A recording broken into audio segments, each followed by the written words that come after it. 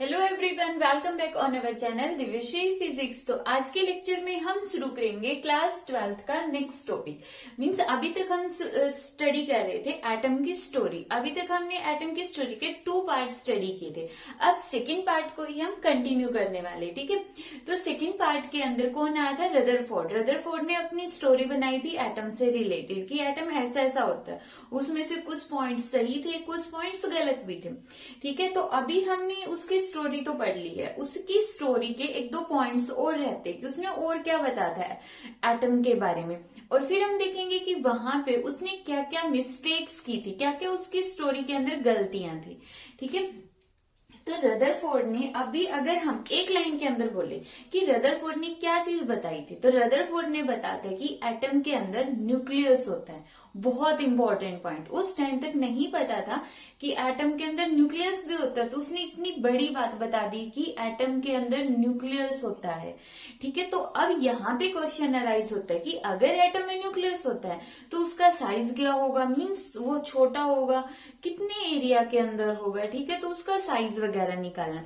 तो साइज निकालने के लिए रदरफोर्ड ने अपना एक कॉन्सेप्ट दिया, डिस्टेंस ऑफ क्लोजेस्ट अप्रोच, ठीक है। यहां से उसने क्या बताया था? Size of nucleus. तो यहाँ पे बेसिकली जो ये टॉपिक होगा, इसके अंदर हम छोटी सी बात पढ़ने वाले कि एटम का साइज क्या होगा, जो एक्चुअल में छोटी है बट रियल में बहुत बड़ी है, ठीक है। मीन्स दिखने में बिल्कुल छोटा सा पॉइंट होगा कि हमने रेडियस निकाल दी न्यूक्लियस की, बट एक्चुअल में अगर हम देखेंगे तो बहुत बड़ा कंक्लूजन निकल रहा है यहाँ से, ठीक है।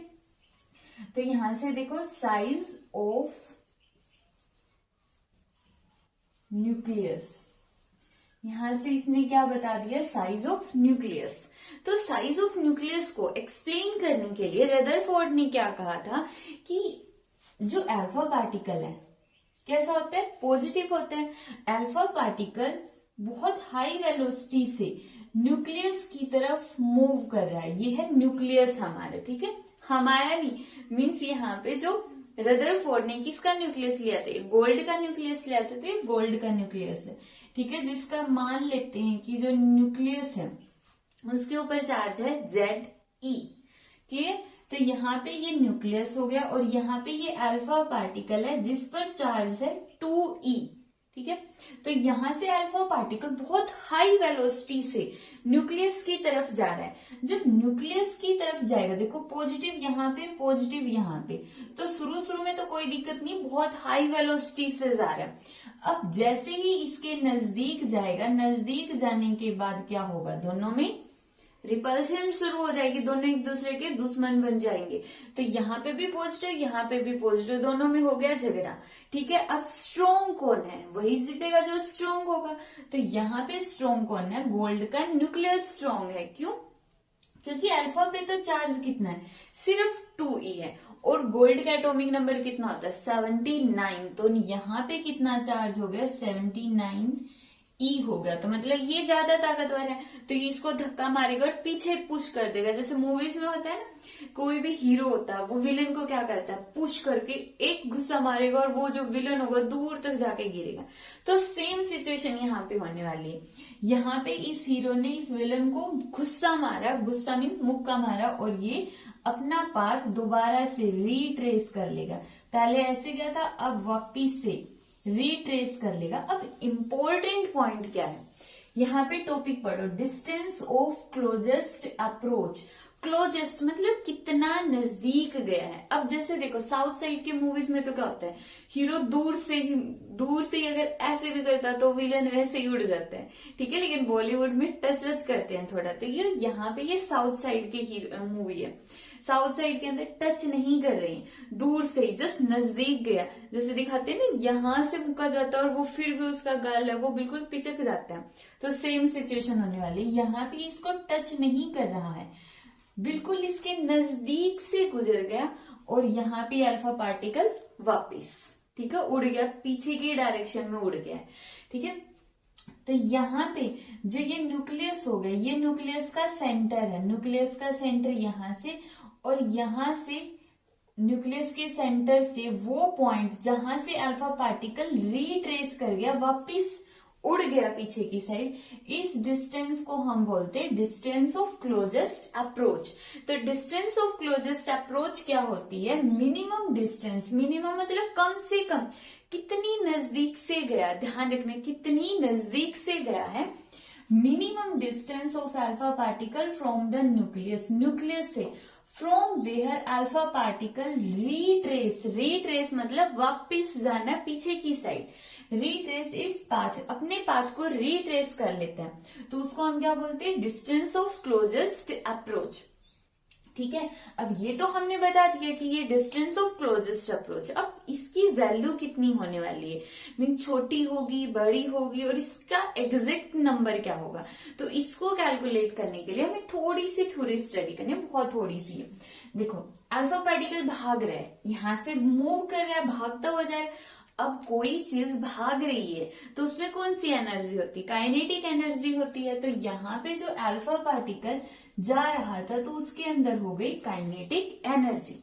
अब जैसे जैसे जा रहा है काइनेटिक एनर्जी, अब हीरो सामने लड़ रहा है, ये वाला हीरो लड़ रहा है, तो विलेन की गति तो वैसे ही कम हो जाएगी नजदीक जाते जाते, तो यहाँ पे जाके रुक गया है। ठीक है, अब फिजिक्स की लैंग्वेज में आ जाती है कि यहां से अल्फा पार्टिकल गया तो भाग रहा है काइनेटिक एनर्जी, लेकिन यहाँ पे आते ही, इस पॉइंट पे आते ही उसको रिपल्शन फील हुई, रिपल्शन फील हुई, क्योंकि ये भी पॉजिटिव ये भी पॉजिटिव, तो दोनों के पॉजिटिव होने से रिपल्शन होगी। रिपल्शन की वजह से इस पोजीशन पर ये पार्टिकल कुछ मिली सेकेंड के लिए रुक जाएगा, रुकने के बाद पीछे जाएगा। तो रुक गया तो इसका मतलब यहाँ पे इस पोजीशन पे आ गई इसके पास पोटेंशियल एनर्जी। अब एनर्जी कहां से आ गई? क्योंकि हम क्या बोलते, according to law of conservation of energy, energy को ना तो हम क्रिएट करें ना ही डिस्ट्रॉय करें। अब यहाँ पे मेरे एक स्टूडेंट ने क्वेश्चन पूछा था कि मैम अगर ऐसा है फिर हम रोटी खाते हैं तो उससे हमें एनर्जी कैसे मिल जाती है? ठीक है, तो बहुत ही सिंपल सा आंसर होता है, अगर हम खाना खाते हैं तो खाना खाने के बाद हमें एनर्जी क्यों फील होती है? क्योंकि उस टाइम पे जो खाने में एनर्जी स्टोर्ड होती है वो एनर्जी हमें मिल रही है। ठीक है, सिमिलरली यहाँ पे जो अल्फा पार्टिकल के पास ये काइनेटिक एनर्जी थी यही कन्वर्ट हो गई है। ठीक है, ये क्या हो गई? कन्वर्ट हो गई किसके अंदर? पोटेंशियल एनर्जी के अंदर कन्वर्ट हो गई। क्लियर? अब कन्वर्ट हुई है तो इसका मतलब ये दोनों तो इक्वल होंगे, क्योंकि यहाँ पे हम एजम्पशन मान के चलते। ठीक है, अब इसके अंदर हम कुछ अजम्पशंस लेके चलेंगे।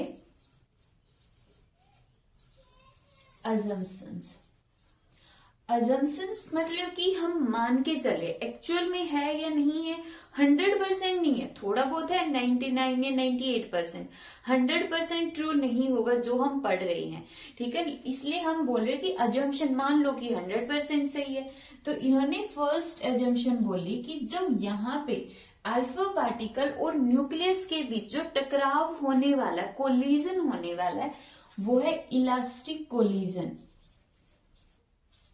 इलास्टिक कोलिजन, इलास्टिक कोलिजन है। इलास्टिक कोलिजन मतलब कोई एनर्जी का लॉस नहीं होने वाला है, ना ही कोई एनर्जी है वो काइनेटिक एनर्जी जैसे कंप्लीटली पोटेंशियल में कन्वर्ट होगी, ना कि उसका कुछ हिस्सा हीट एनर्जी में कन्वर्ट हो गया, ये लाइट एनर्जी में, सब कुछ भी नहीं होगा। कंप्लीटली काइनेटिक एनर्जी कन्वर्ट हो गई पोटेंशियल एनर्जी के अंदर, इसलिए हम बोलते हैं ये है इलास्टिक कोलिजन। एज्यूम करें, एक्चुअल में ऐसा नहीं होगा, थोड़ा बहुत एनर्जी का लॉस होने वाला है, बट हम मान के चल रहे हैं, एजम्पशन है। सेकंड, यहाँ पे देखो ये जो न्यूक्लियस है ना, ये बहुत heavy Sunny Deol type hero है। ठीक है, जिसको कोई हिला ही नहीं सकता है। तो ये जो है पॉजिटिव ZE, ये जो न्यूक्लियस है बहुत ज्यादा हैवी है, इतना हैवी है कि ये जो अल्फा पार्टिकल आया, रिपल्शन तो दोनों फील कर रहे हैं, जो यहाँ पे ये न्यूक्लियस है ये भी रिपल्शन फील कर रहा है, ये भी, इसकी रिपल्शन तो इतनी ज्यादा है कि वापस फ्लाई कर गया, बट ये अपनी जगह से हिला भी नहीं, बिल्कुल साउथ साइड के हीरोज की तरह। ठीक है, ये हिला भी नहीं अपनी जगह से। तो यहाँ पे सेकंड एजम्पशन ये है कि nucleus is very very very very heavy, heavy, so that it does not move during collision के टाइम पे ये मूव ही नहीं कर रहा, देख लेते दिख रहा है नहीं, यहाँ पे ये मूव ही नहीं कर रहा है, ये इसकी सेकंड एजम्पशन है। थर्ड एजम्पशन के अंदर हम मान लेते हैं कि ये दोनों के दोनों पॉइंट चार्जेस है, पॉइंट मतलब बहुत स्मॉल साइज के, ठीक है, ये इसकी थर्ड एजम्पशन हो जाएगी। थर्ड के अंदर लिखने ना both are point size, means बहुत छोटे साइज के, तो यहाँ पे ये हमने एजम्पशन मान के चलिए। अगर ऐसा है, अब देखो एजम्पशन से हम ये जो डिस्टेंस ऑफ क्लोजेस्ट अप्रोच है, मतलब साइज ऑफ न्यूक्लियस है, हम कैलकुलेट करेंगे। तो करो कैलकुलेशन करें। तो देखो इसमें क्या होगा, अल्फा पार्टिकल भाग रहा है, काइनेटिक एनर्जी रुक गया, तो वो पूरी एनर्जी कन्वर्ट होगी पोटेंशियल एनर्जी में, ठीक है। As we consider that collision is elastic collision, that means kinetic energy is equal to potential energy. तो लिखो यहां पे, ठीक है, लिखो as we considered that here collision is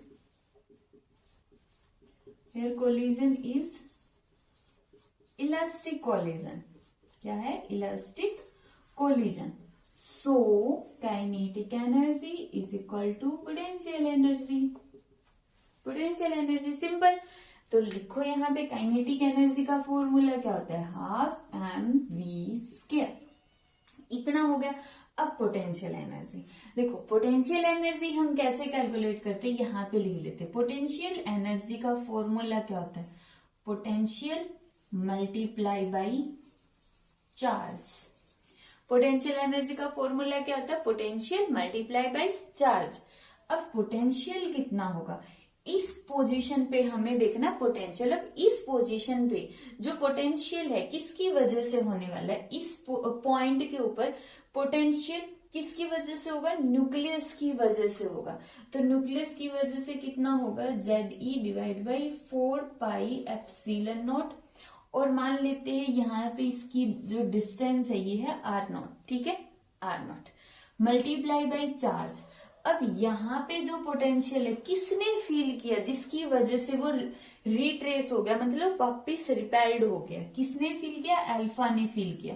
तो यहाँ पे चार्ज आएगा अल्फा पार्टिकल पर, जो कि कितना है 2e। तो लिख दो कितना होगा, twice of ZE² divide by 4πε0 R0, simple हो गया, ठीक है। देखो क्या होगा, हमें निकालना था R0 की वैल्यू यहां से लिख लो, R0 is equal to twice of ZE² divide by 4πε0, और R0 को अगर हम उस साइड लेके गए तो हाफ mv² को ले आओ इस साइड, और ये आ गया हमारे पास R0 means radius of nucleus.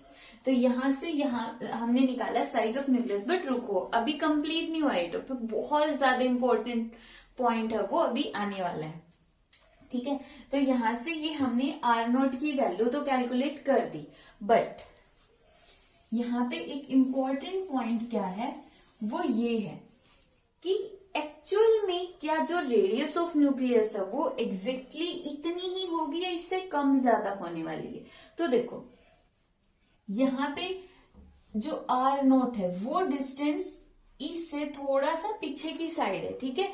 R0 क्या है, यहाँ पे ये सेंटर हो गया न्यूक्लियस का, ये हो गई न्यूक्लियस की रेडियस, ठीक है। बट हमारे पास जो R0 है वो तो न्यूक्लियस से बाहर चला गया, तो यहाँ पे कंक्लूजन क्या निकलता है कि actual radius is less than, क्या होगा, less than distance of closest approach, जो कि है हमारा R0। जो न्यूक्लियस की रेडियस है रियलिटी के अंदर अगर हम देखेंगे तो वो R0 से थोड़ी सी कम होगी। क्यों, क्योंकि R0 तो न्यूक्लियस से बाहर तक की डिस्टेंस है ना थोड़ी सी, तो इस वजह से यहां तक की डिस्टेंस होगी रेडियस ऑफ न्यूक्लियस, जो कि स्मॉल है, किससे, R0 से। तो ये तो था हमारा topic distance of closest approach, जिसके अंदर रदरफोर्ड ने क्या निकाला, हमने नहीं निकाला, रदरफोर्ड ने निकाला है। क्या निकाला, रेडियस ऑफ न्यूक्लियस। तो रेडियस ऑफ न्यूक्लियस बता दिया उसने, और यहाँ भी उसने रफली वैल्यू बताई कि न्यूक्लियस की जो वैल्यू है वो कितनी होगी, 10⁻⁻15 मीटर। ठीक है, मीन्स जो एटम का साइज है, साइज ऑफ एटम, हम यहां पे लिख लेते हैं size of atom. Size of atom तो कितना होगा, 10⁻⁻10 मीटर। ठीक है, और साइज ऑफ न्यूक्लियस, न्यूक्लियस कितना होगा, 10⁻⁻15 मीटर। ठीक है, तो रदरफोर्ड ने ये कैलकुलेट कर दिया।